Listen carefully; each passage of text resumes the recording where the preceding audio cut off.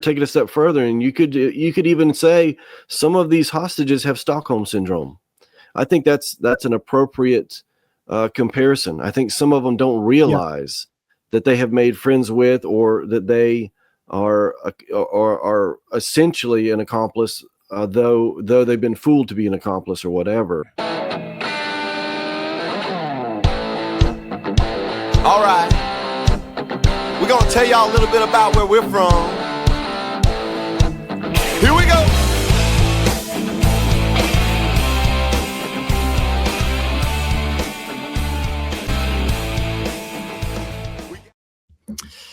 He's right. Here we go.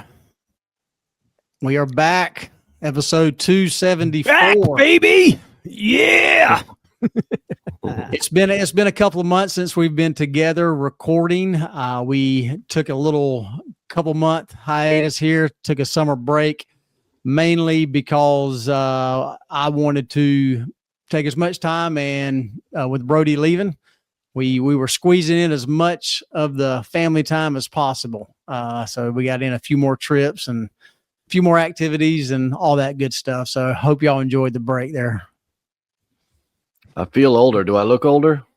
I think I see a few more gray hairs there. Yeah, look, I'm getting those wisdom highlights. That's right. It's good to be back. Right. You talking about hair on your head or the ones coming out of your nose? Both. Yeah. What I found as I get older, I don't actually lose any hair. It just migrates to different places. That's what happens.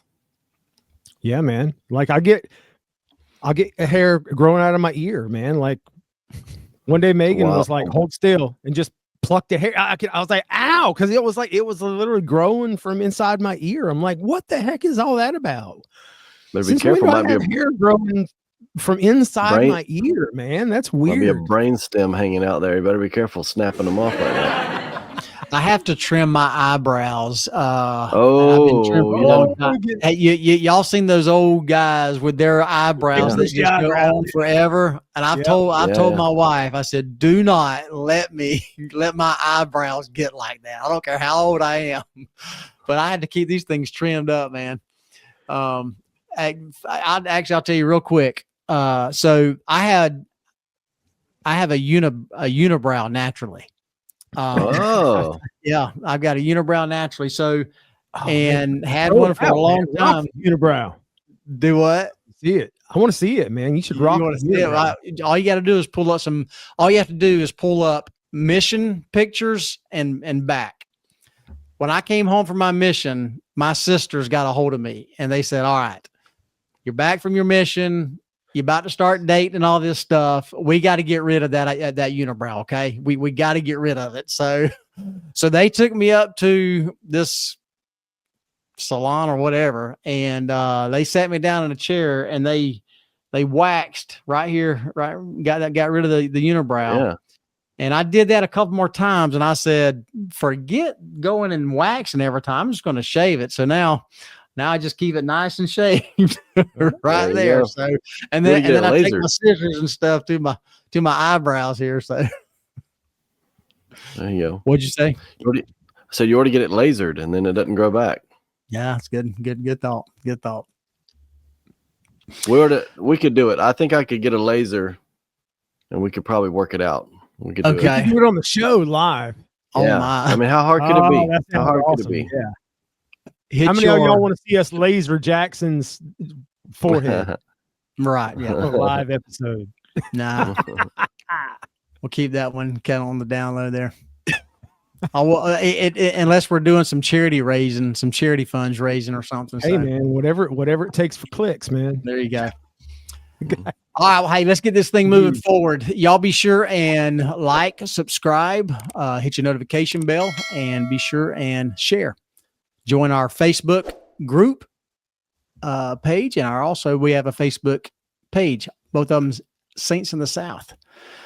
Speaking of our Facebook, I think we're going to get back and share some weekly wins here. We're going to win so much, you may even get tired of winning, and you'll say, please, please, It's too much winning. We can't take it anymore.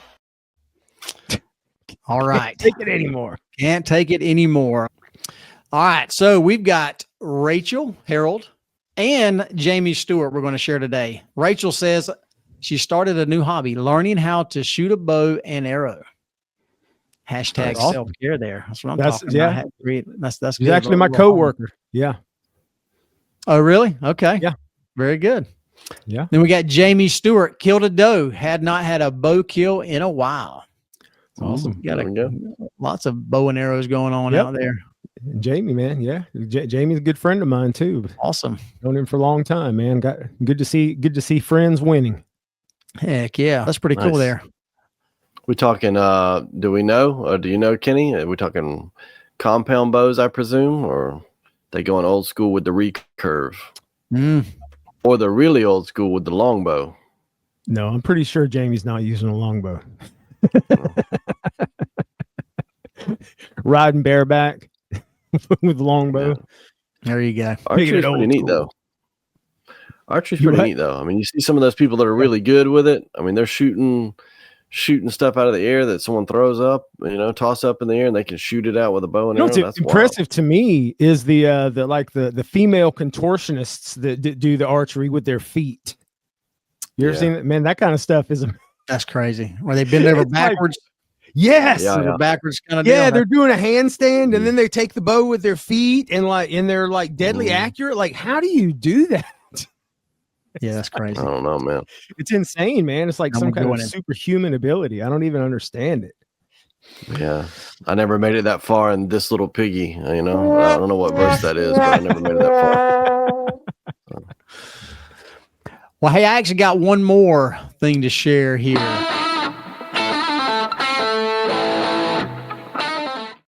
Church news. Bam. There we go. See that? Oh yeah.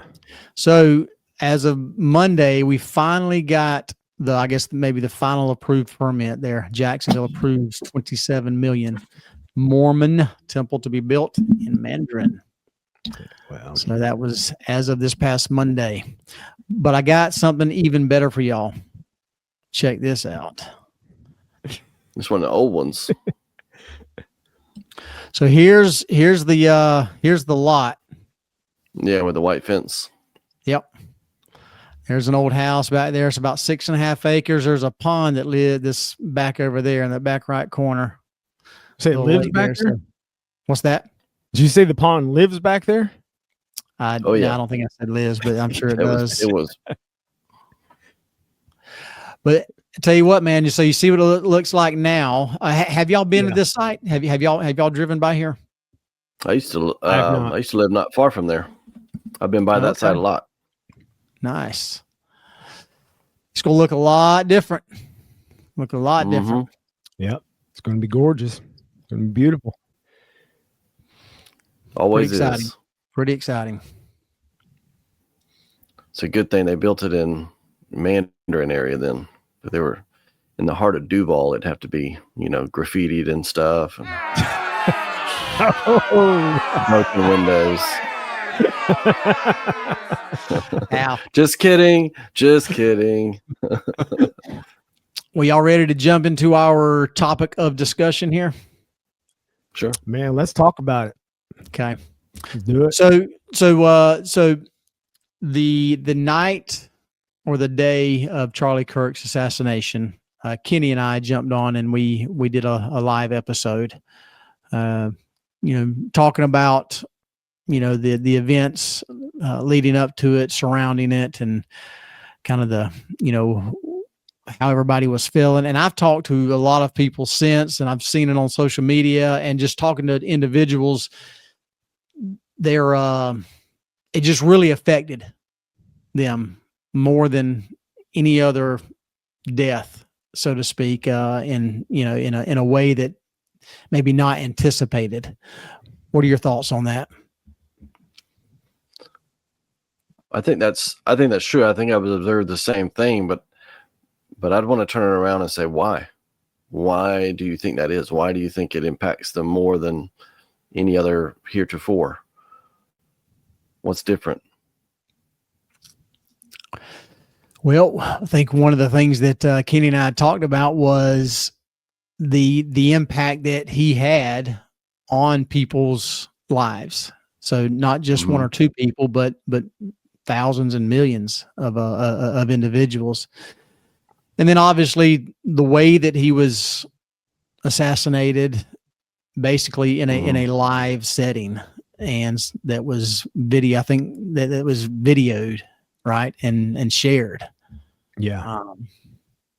It was, there's many different cameras, like lots of people, recording with their cell phones. So I don't think there's been an assassination with quite as much video coverage as this. Right. Maybe ever, because I don't even know how many different video recordings there are, because everybody had their phones out recording.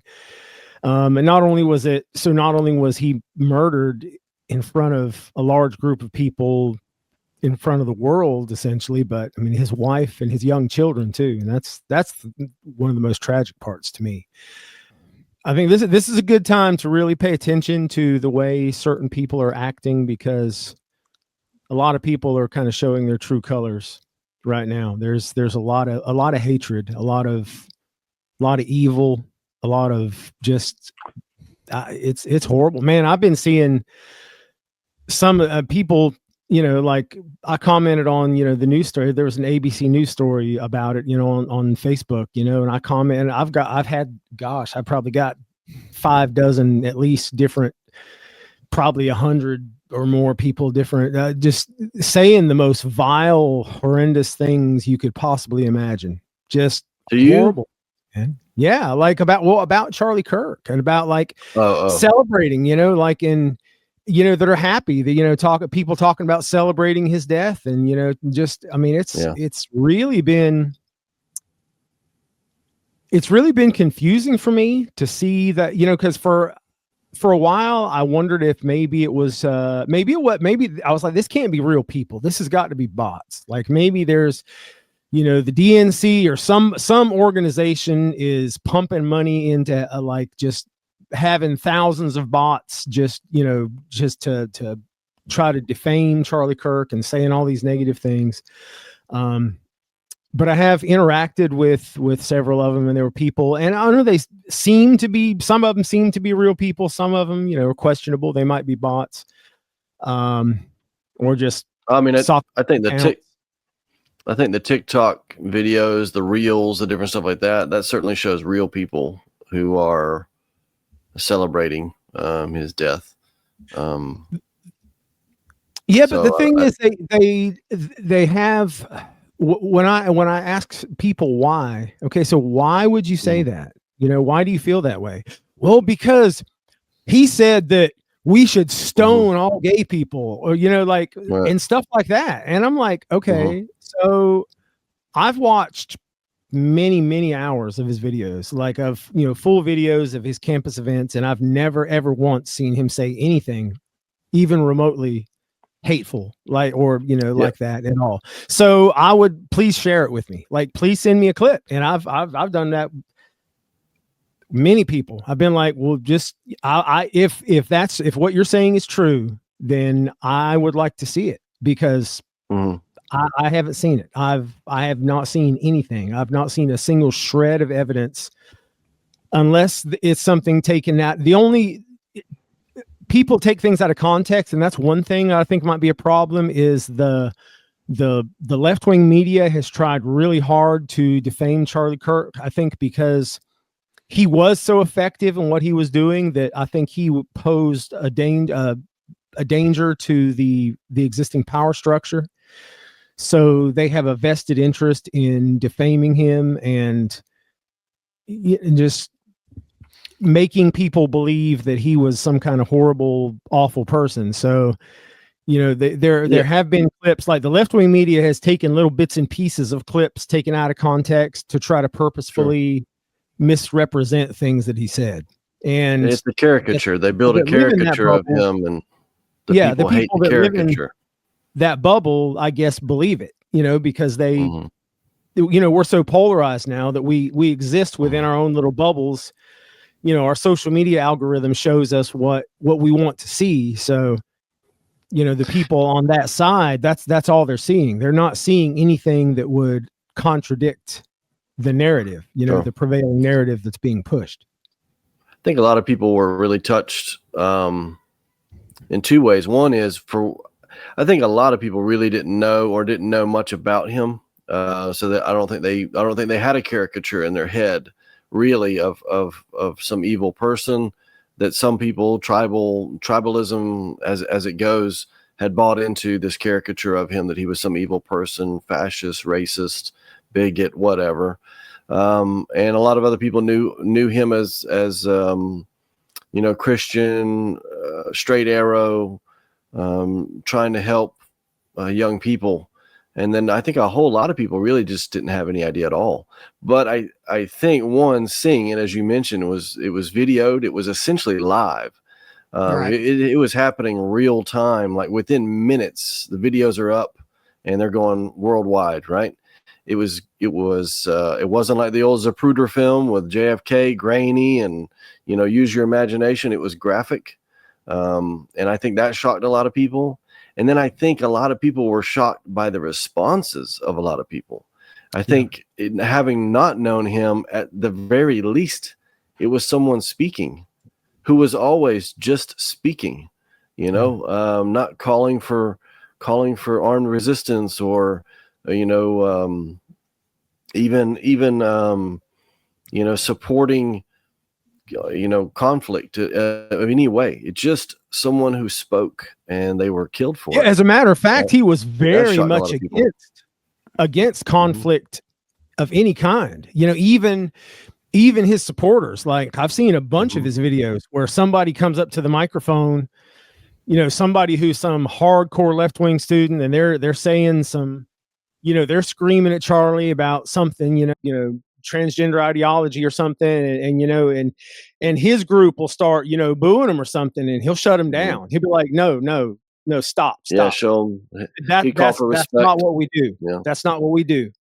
We here we listen to each other, and if we disagree, it's okay to disagree, and it's okay to try to present our ideas in such a way as to try to convince the other person that our idea is the better way of viewing the world or whatever. But we don't treat people disrespectfully. We don't dogpile on them. We don't put them down. We don't do that. And I've seen many videos of that where he, his own supporters, where he calls them out. Well, he'll stop everything. They're like, oh, hold on. No, we're not doing this. So two Sundays ago, I ended up putting out a video that was titled, "Why Did God Allow Charlie Kirk to Die?" And that was, I typed that out, sent it out. And again, because, you think about if God, or if this man was doing so much good in the world, promoting Christ, promoting Christian principles, why would he allow that to happen? And then during that next week, what was on my mind after that was the phrase that Christ uttered on the cross: "Father, forgive them, for they know not what they do." And I had a talk, had it typed out, ready to go, and I was planning on recording that and releasing it that following that next Sunday as a follow-up. I ended up not doing that, and then that was the day of Charlie Kirk's funeral and memorial and celebration of life there. And then, lo and behold, his wife, Erika, that day, she utters those same exact words. Yeah. So what I wanted to do was I wanted to open a discussion up. I wanted to share kind of maybe the opening paragraph of my talk, and then I'm going to share a couple of videos and get us on the topic of "Father, forgive them, for they know not what they do." Today, I want to speak on one of the most powerful statements ever uttered by our Savior. "Father, forgive them, for they know not what they do." That's found in Luke 23:34. These words were spoken while he hung on the cross, suffering a death he did not deserve at the hands of those he came to save. It's easy to gloss over this verse, but pause for a moment and feel the weight of it. nails in his hands, thorns on his head, a crowd surrounding him, and yet his heart turns upward in prayer, not downward in condemnation. He pleads with the Father for mercy on the very ones mocking and crucifying him. Not after it was over, and not after his resurrection, and not even years down the road, but in the very act of the crucifixion, he proclaims forgiveness and mercy. And so I want to share this video here.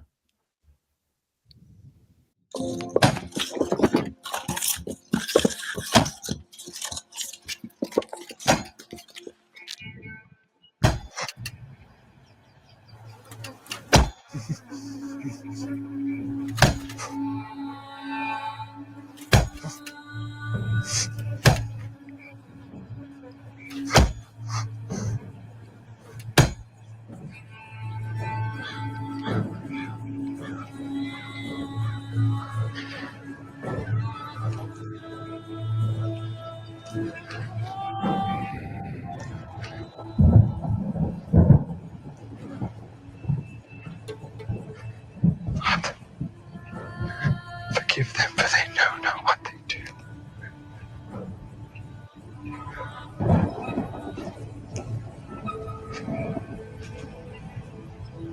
Behold thy son.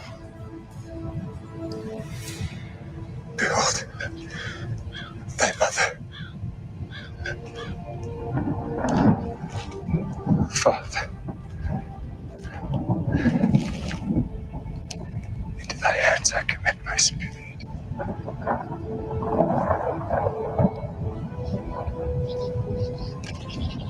It is finished.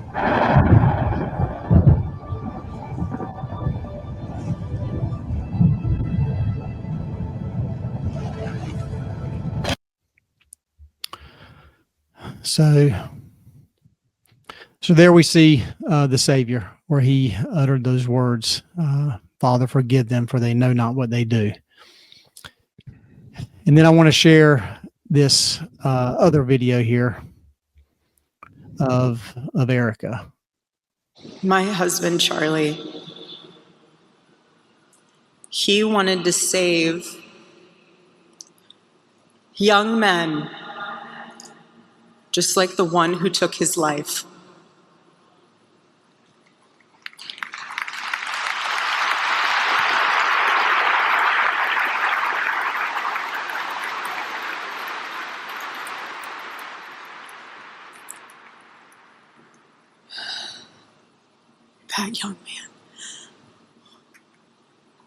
That young man, on the cross, our Savior said,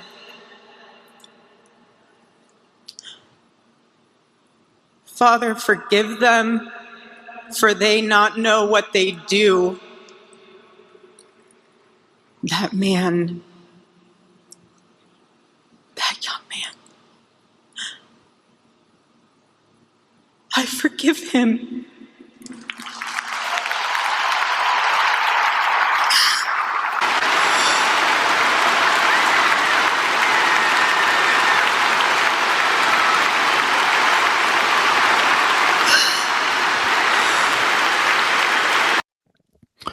So I'm going to pause it there. I've got another part of that video that I want to share, but I'll share that here in a little bit. But, you know, it's interesting that, you know, Christ, he forgave them in the very act of the crucifixion. Erika, only 10 days removed from the assassination of her husband, forgave that man for killing her husband. If anybody has a right, if there is one, to hold a grudge, to hold off forgiveness, it would be her in that situation. So, and I mean, you saw that. I mean, she got a standing ovation there, you know, cheering and everything, and that's been all over, you know, social media, for the good and for the bad. Some saying, how can you forgive him, you know, for doing such a thing? So, what were your immediate thoughts as you saw that she had publicly forgiven this individual 10 short days after? She seemed sincere, And I think it shows that her and Charlie both were sincere in their faith. They weren't just they didn't just use Christianity as a platform or a gimmick or something. They genuinely lived and believed what they professed. And for her to say that was really, really powerful. She's a better person than I am.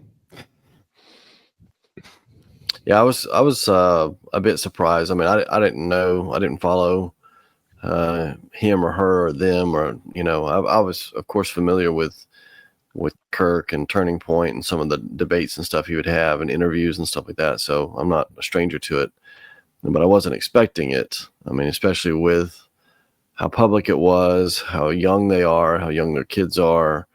I mean, there was a lot of things suggesting that would not be the topic or statement to be made. So I was surprised by it, impressed by it. Like Kenny said, it shows that they're walking the walk. They're not just saying things to get clicks and follows and stuff like that. When put in the crucible of testing of her faith, she comes out with a public statement like that. That's intense. Because she didn't even have to say it. I mean, right. She doesn't have to profess that. Yeah. To your point, I wasn't expecting it, because I wouldn't hold her to that. I wouldn't be like, oh, I thought you were supposed to be Christian. What about forgiveness? There's no way that was on my mind. Did you hear President Trump's response to that? I did. Yeah. He said Charlie's mad at me right now because I don't forgive or whatever. Right. So. Yeah. He's like, he said, that's not me. I don't love my enemies. I hate my enemies. I think that's fair, though. I mean, there's at least he's honest. Right. And we're all in different places. That's right. That's part of human existence, and that's part of the grace she's talking about, and that's something that Charlie talked about a lot, is that he knows he's a sinner. We're all sinners. Right. We're all dependent on the grace, and we're all dependent on the atonement of Jesus Christ. He's the way. He's the only way. And so if I am just as dependent on him as you are, maybe we're in a little bit different space or different mile markers on the path back, then it's kind of hard. I think King Benjamin talks about that quite a bit, right? We're all beggars, so how can I sit here and withhold my forgiveness for you when the Lord has forgiven me? So it's tough, though. It's a tough realization. Yeah, it is. And you think about, anybody out there that hears that and listens to her professing that, and then you think, and then they compare that to little grudges they're holding for some offense that they took to, years ago from a brother or a friend or a sister or whatever, a parent.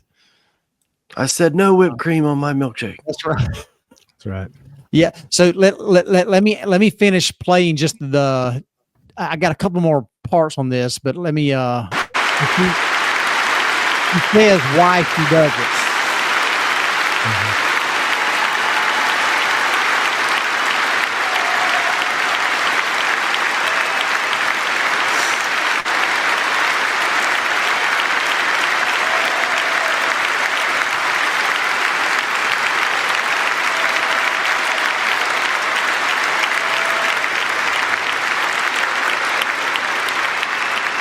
I forgive him because it was what Christ did and is what Charlie would do. So there you go. I forgive him because it is what Christ did and it's what Charlie would do. She's talking about actions, not only professing, but doing the things that were done, that were taught, and that what they believed. Well, and I think it's pointing to those actions, right? So Jesus was there to save those people, and those people are the ones that crucified him, right? And I'm not saying, I'm not equivocating or anything or saying it's the same. But Charlie was his mission was to kind of help these same people, right? Help the people that ended up one of them killed him. And the reason I say that is if you have a bit of a different shift in your perspective, it's a difference in seeing a hostage versus an accomplice. Does that make sense? So if you view this person, even the person that killed him, as a hostage rather than an accomplice, then it's a little easier to have some compassion and some love. And that was someone that Charlie was trying to help escape from Satan's grasp. And in this case, he didn't get to him in time. The person wasn't listening. But when you see it that way, because I think that's truly the way Charlie saw it. When you see how he interacted with people, even people who were diametrically opposed to him, like Kenny mentioned, he would call for respect and have dialogue, because I think he viewed them as hostages to this, what did he call it? Mind virus. Gosh, that's a great perspective, man. That just blew my mind right there. That does really change everything. Yeah, well, because in that way. Go ahead, Joe. Take it a step further, and you could even say some of these hostages have Stockholm syndrome. I think that's an appropriate comparison. I think some of them don't realize that they have made friends with, or that they are essentially an accomplice, though they've been fooled to be an accomplice or whatever. Well, they are what Jordan Peterson calls ideologically possessed. Right. They're possessed. I mean, it's like just the way you would be, we think of someone as being possessed by a demonic spirit. They are possessed by an ideology that affects them just as strongly as a demonic, the possession of a demonic spirit would do. Yeah, but they're still a hostage to that idea, that ideology, or that spirit, or that whatever, that frame of mind. But it still changes your perspective on how do you treat them. Because if it's a hostage in a bank, you don't want to take out the hostage because of the main baddie that planned it all out, right? Even if they have Stockholm syndrome, you don't just take them out. You got to do something about it. And the trick is, if that's the case, if you really look at it that way, it gets a lot trickier, because coming at them like this doesn't help the person with Stockholm syndrome. In many cases, it entrenches them further, because they have a twisted but a relationship of trust with their abuser, with their baddie. And when you come in yelling and screaming, that only makes them cling to it even harder. But and that's the amazing thing, if you look at it that way, the way to address someone like that is to build an environment where they can talk freely, where they feel safe to expressing their ideas, their situation. And then you build a relationship of trust with them. And then you're able to explain and expand on and draw out incompatibilities with their thinking, to where then they sever the tie with the person that has them, or the ideology that has them kind of tied down. That's what Charlie was doing. And that's why he was effective. That's definitely. So I want to get back to what Joe's pointing and bringing up here. So if you right here, for they know not what they do, and this is exactly what I wanted to focus on that forgiveness aspect. Mm-hmm. Erika, in leading up to her saying that, she said that the man that Charlie was trying to reach, the very man that assassinated her husband, that's who he was after, right? Right. Christ was after the very people who crucified him. Mm-hmm. That young man did not know, and I believe does not realize what he was doing. Now, he knew he was pulling a trigger. He knew he was trying to kill somebody, but he really didn't know who he was trying to kill.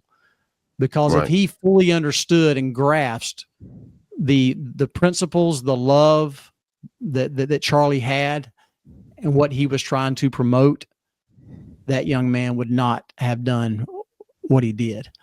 And I think the correlation there is beyond what anybody has really even picked up on, because I haven't heard anybody talk about this aspect of it.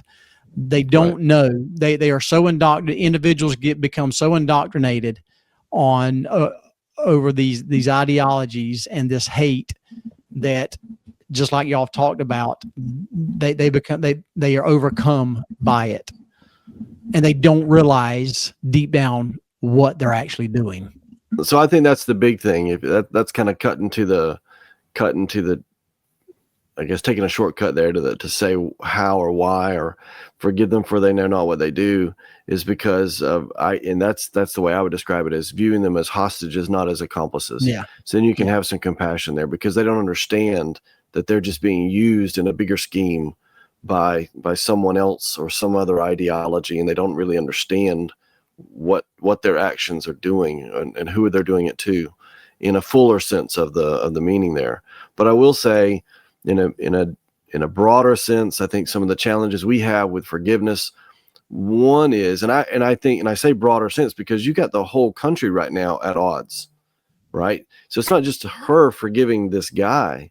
You've got a right and a left. You've got a conservative and a liberal or illiberal, as the case may be, that is really at each other's throats right now. You've got late night show hosts getting canned or kind of back on now. Yeah. Partially. Canned and uncanned. So there's a lot that still needs to go on as far as forgiveness goes. But I think one of the barriers to that, in the broader sense, for people celebrating his murder, and how do you forgive? Lots of people lost their jobs over their reaction to it, celebrating his murder and stuff like that. How do you forgive? I think one of the words that really comes to mind is contrition. There's for all of the talk about unity and forgiveness and coming together and turning down the temperature, I don't see a lot of contrition. Contrition is different than apology. Contrition is different than guilt. Contrition is accountability, apology, guilt, acceptance, and correction. And I don't see that happening. I don't see, I mean, I see the same people that were just turning the heat up with talk of fascism and racism and bigotry and all that Kenny had already mentioned was kind of in large part unfounded because of out of context and because of caricatures of him rather than actual statements he made. The same people are making the same statements. There's no, we were part of this because we kept calling this side, our political opponents, these terrible things, dehumanizing them, which would make it easier for unstable people to act in violence against them, because we painted it as those people, those political opponents, being existential threats to their life and livelihood. And so that's kind of our fault. We're going to do better. We're not going to do that anymore. We apologize, all that. I don't see any of that happening right now. Bill Maher is the only person I've seen that has called that out. He had some pretty strong words to say about that, because his words were basically, I've been liberal my whole life, liberal, progressive, left-wing, Democrat, all that kind of stuff. He said, the left that I grew up with is not this. We would not have celebrated someone's murder, whether we disagreed with him or not. He said, no, when I was in college, if there was some conservative on campus and they were murdered, he said, we would not be cheering someone's murder. And he had some pretty strong words about that. And yeah, he did, like, kind of like what you were saying. He called him out. He was like, listen, we can disagree and that's fine. But yeah, he said it's inhuman to act that way, to cheer and celebrate the murder of a man with with young children, a family man who's married with a family, and his children are lost their father, and you're going to celebrate that. That's right. That's all. Part of the problem with our hyperpolarization right now is that we perceive people who disagree with us as our enemy. That's a problem to begin with. And beyond that, anybody who is our enemy is an existential threat to us, to our life, to our livelihood, to our family.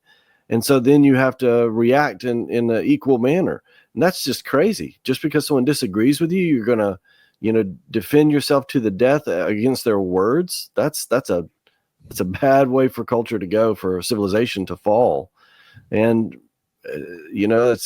it's untenable. It's an untenable situation, unsustainable trajectory. We gotta, either things change or things get worse, for sure. Yeah. And, forgiveness does not mean being passive. It doesn't mean not standing firm. It doesn't mean not taking some kind of action to try and bring some correctness, to this world. Erika, she's promised to be bolder, to continue the Turning Point USA, to continue moving forward.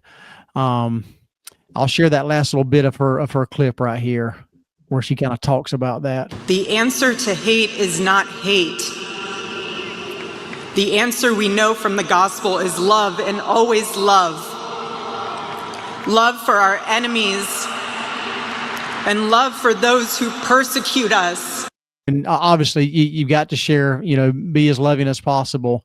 But she also talks about, standing firm and doing what we've got to do. Loving to throat punch people. Yeah, that's right. With the people celebrating, a bunch of them were school teachers. How weird is it that you're celebrating someone getting murdered in a school shooting? That was a university shooting where Kirk was killed. And the people who are school teachers are celebrating a school shooting because of who got shot.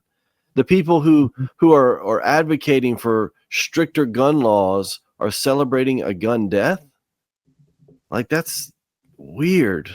The people who are of their ideology. of a political bent of peace and love are celebrating a murder, a gruesome murder. That's just, that's part of what I think touched a lot of people to say, whoa, something's not right here. Pump the brakes. Yeah. I am of the opinion that we need to hold the people who are truly responsible accountable. And the people who are truly responsible, in my opinion, are Democrat politicians who use incendiary language, and they fan the flame, and they whip people up into a frenzy of hate until somebody dies. And then they want to step back and say, oh, I didn't have anything to do with that. That's blah, blah, that, their hands are clean. They've washed their hands of it. They have nothing to do with it, when they were the ones. And the thing that really burns me up is that this is nothing new. The Democrat Party has literally been doing this since their inception. It's the exact same thing they did when Abraham Lincoln was assassinated. John Wilkes Booth assassinated Abraham Lincoln because Democrat politicians had been using such incendiary rhetoric. They got people so fired up that they believed, there was a lot of people, the common folk that followed the Democrat Party, that believed that Abraham Lincoln was an existential threat. And John Wilkes Booth honestly believed that when he killed Lincoln, he was going to be a national hero. He believed he would be hailed as the man who saved the Union. He really, truly believed that, because all of the hateful rhetoric from Democrat politicians had whipped up people in such a frenzy of hate that John Wilkes Booth honestly believed Abraham Lincoln was such an existential threat that if he assassinated him, he would be the man who single-handedly saved the nation. Did y'all see some of the quotes from the guy that was just convicted with the attempted assassination on Trump? This earlier this week, a couple days ago? No. Yeah, so the guy that they caught at the golf course, they've completed his trial, and he has been convicted on all 5 accounts. Yeah, I knew he was guilty or found guilty, yeah, but I didn't hear any quotes. No, but basically he had said that he had failed the country, not being able to go through with or follow through with the Not assassination. successfully killing. That's right. Yeah. Yeah. And so he was calling for people to step up and come and finish the job, basically. Wow. So. Wow. The very first Republican president was assassinated by a Democrat because Democrat politicians were using the same strategy that they use today of, oh, the person that disagrees with us is an existential threat, and they're gonna destroy the country, and it's gonna be just horrible, awful, and they use such ridiculous hyperbole that they. I mean, I believe they know what they're doing. They know what they're doing. They're creating these people, and like you talked about the Stockholm syndrome, they're creating hostages. So the hostages are the people who listen to these Democrat politicians and allow themselves to get so lathered up in a rage and have such hatred in their hearts that they're willing. They, like the guy that tried to kill President Trump, they truly believe in their heart of hearts that they're doing the right thing, because of this hateful rhetoric from the Democrat politicians. For they know not what they do. Yeah, they don't. Well, Joe, what were we going to say? Well, there was a Voltaire quote that just came to mind of what is it? Do you know it, Kenny? It's basically like if you've converted them to your ideology, then you can convince them to do anything, any horrible thing. Anyone who can make you believe absurdities can make you commit atrocities. That's it. That's the one. Yeah. So I think maybe part of what you were getting at, Jackson, earlier, is that we should not confuse forgiveness for absolution. You can forgive with while still demanding justice. And I think as Erika mentioned, love is the solution. I think if you truly love someone, especially if you're looking at the big picture of things, eternal picture of things, you can love someone and realize that justice is in their interest, that paying a penalty for a sin is part of repentance. I think that's part of it. So in her case, if I recall, she said she would defer to the state on whether they would seek the death penalty or not, that she's not calling for it. Right. But I think that's part of it. You're not required to throw yourself at the feet of the judicial system and say, no, don't punish him. Don't sentence him to death. I think that's not part of your call to forgive. I think you can forgive without absolving them of any punishment for their wrongdoing. I think you can still call for justice to be served. And I think you can still call people out and say, listen, no, that what you're doing, what you're saying is wrong. And I think that was key to Charlie Kirk's approach, is particularly when he would speak to people who are atheists or whatever, which there's I think a large bent of that in the leftist leanings, leftist ideology, is that there is no objective truth. And I think that's part of where Charlie was being accused of being rude or being whatever, ists that is in fashion now, is because he believed in objective truth, and where objective truth could be found, he would stick to it unapologetically. And that's a challenge for people who believe opinions carry the same weight, because if their opinion is different than your opinion, whether you're trying to arrive at objective truth, if they don't believe in that, then morals don't apply to them. Morals are whatever they think they are, and then their morals may be different from the next person's morals, and then you're very quickly devolving into whoever has the most might is right, and that devolves into violence. So whoever comes out on top comes out on top, and you can't live with people that way. You can't have a civilization that way. You have to have some bedrock foundational objective truths that evil is evil and good is good. And that's ultimately what his conversations came down to. That was the whole platform that he stood on, was we have to be able to talk to each other, even if we might be yelling at each other a little bit, or we might have a little bit of hard feelings toward each other. As long as we're communicating, that's what prevents us from devolving into violence. We have to Right. be able to communicate. Yeah. I'm gonna wrap up with. So I preface by saying I'm not a fan. I'm not a big fan of Noam Chomsky. Okay, there's a lot that I disagree with him on, but I've seen a couple really good quotes from him recently. One is, the general population doesn't know what's happening, and it doesn't even know that it doesn't know. I thought that was very appropriate. And second one was, he said, the indoctrination is so deep that educated people think they're being objective. Right. Yeah. That one was, I was like, dude, that's spot on right now. That is absolutely spot on. And it's hard to forgive. Somebody said something that this week, they said, David didn't pray for Goliath. He killed him. And so, I mean, that's,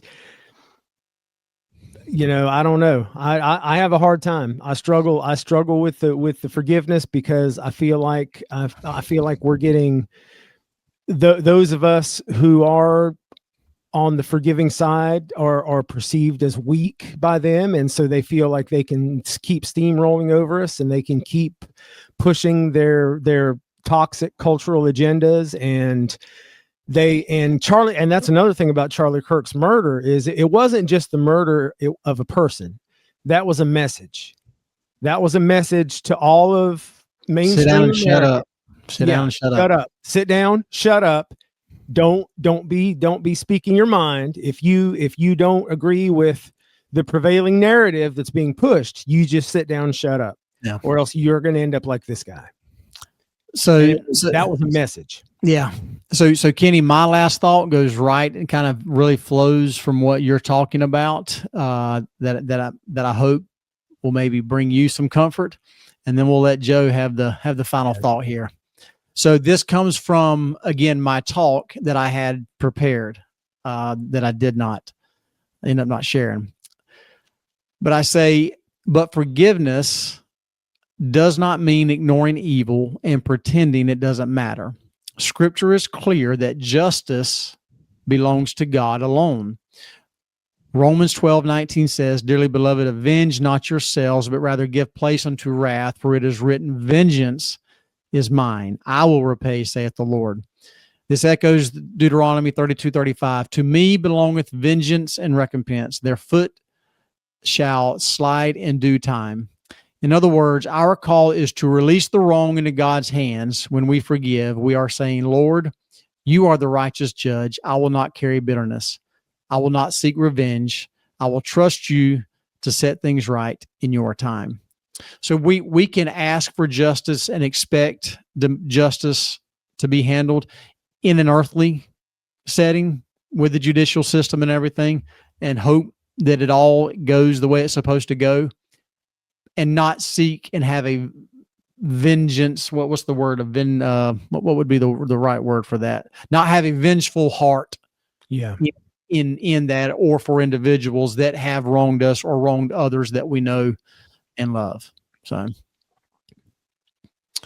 Joe, what you got for us? Part of that forgiveness is letting go of resentment. Is if you have resentment on your heart towards that person, that's kind of a step toward the vengeance and stuff like that. Then that's something you carry. That's not something you're giving them. That's something you are carrying. So you can offload that. You can get rid of that with just, you can still give them, let go of your resentment, trust in the Lord, and then you can still support justice. You can still, I think, advocate for justice, but do it in a way where you're not holding on to that resentment, because that resentment does nothing to them. It only affects you. So I think that's a key difference between forgiveness and absolution. That's the other thing, that you don't have to go down that path. You don't have to absolve them of all punishment and stuff like that. That's not what we're being asked to do. I don't think, anyway. My thought was, it seems with Charlie and Erika, certainly with her making that statement, I think, from my point of view, they seem to be true believers. And it reminds me of, I guess, your degree of conversion, right? How converted are you? And it reminds me of the hymn 100 in our hymn books, Nearer, My God, to Thee. And the first verse reads, Nearer, my God, to Thee, nearer to Thee, even though it be a cross that raiseth me. Still all my song shall be, Nearer, my God, to Thee. Nearer, my God, to Thee, nearer to Thee. So even in your worst moments where you think this is totally unfair, this is the worst thing ever, if you're able to see that and say, this will bring me nearer to God, then it is a useful experience. It is a helpful experience in the grand picture. It may be a terrible experience right now, but it may be a useful experience to get you where you need to be in the bigger picture. And it may further God's purposes. Your suffering may further God's purposes. And I see with this terrible tragedy with Charlie Kirk and his family, the impact it has on them. But you cannot deny that his message has been amplified 1,000-fold over with the amount of interest in his debates, his messages, his interviews, his speeches, in interest in his platform, and ultimately, which is what he was always championing, interest in Jesus Christ. And I think there's a lot of people whose hearts have been touched. And I think, and I hope we can all be cognizant of that and reach out and say, listen, if you're feeling it, come join us. Come sit by me in the pew. See who this person was that Charlie Kirk was always talking about. Who this bearer of objective truth and joy and eternal happiness. Come sit with me and learn about this. And it'll be the best thing for your life. For all the people who are hostages and they're starting to question, maybe I'm on the wrong side here. Maybe I'm with the baddies. You're starting to question that. Come sit down. Let's have a talk. Join me on Wednesday nights at a church, local church. Go to your church. Go to my church. Go to any church that talks about Jesus Christ. Come on, act on the feeling that you have, because I know you're feeling it. I think that's ultimately it. And even though it's a cross, if it gets you nearer to God, then ultimately that's a marker, I think, of your conversion. When you see things that way, when you see them as hostages, not as accomplices, and you have that compassion for them. So very good. Well, we will end it right there. Thank you so much. Thank you all for joining. Don't forget to like, subscribe, share it with your friends and family, anybody you can think of. And until next time, y'all keep on striving. From the south. Come on. Very good. Appreciate it. nice to be back.